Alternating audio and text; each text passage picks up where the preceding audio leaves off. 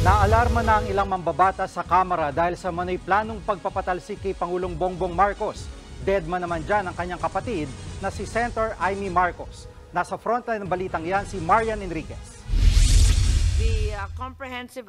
Kapraningan lang, ganyan inilarawan ni Senator Amy Marcos ang umano'y planong pagpapatalsik sa kanyang kapatid na si Pangulong Bongbong Marcos. Ayon kay Senator Amy, chismis lang ang destabilization plot laban sa Pangulo, lalo't wala namang pruweba na may plano nga para rito. Matatanda ang pinalutang ni dating Senador Antonio Trillanes na ang kampo raw ni Duterte ang nasa likod ng planong pagpapatalsik kay PBBM. Nababaduyan na ako sa mga chismis pa ganyan. Lumang tugtugin na, no? Nakakasuyan.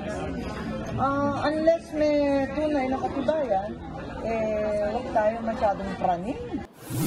Kung deadma lang si Senator Amy sa issue, nangangamba naman ang ilang kaalyado ng Pangulo sa Kamara. Tingin ng ilang mga kongresista, sunod-sunod ang mga pag-atake para sirain ang imahe ng Administrasyong Marcos. Kaya naniniwala silang posibleng bahagi ito ng destabilization efforts laban sa Pangulo. Pinansin din nila ang pagdinig ng Senado na tila may gusto raw patunayan at ang buwan-buwang prayer rally ng kampo ng mga Duterte. So you connect the dots, no? You don't need Senator Trillanes telling us all this.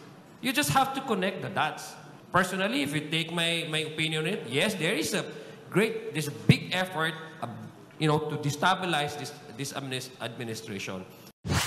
There seem to be common interests shared by certain people that would put forward, and if you take into consideration, it seems to have a common interest for this staff.